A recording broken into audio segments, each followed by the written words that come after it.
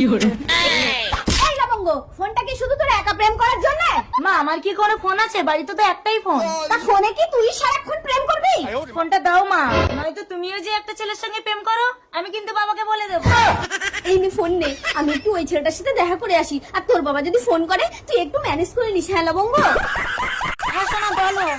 প্রেমের আয়নাতে মুখ দেখে মরে যাই মনে আমি মনে রেখে। দিস না। আরে আরে আরে কি করছো? এক মিনিট। কি সুন্দর তুমি আমার গালে টালে হাত দিচ্ছিল। আরে আমি আসবো কি করে? আমি তো তোমাদের বাড়িটাই চিনি না।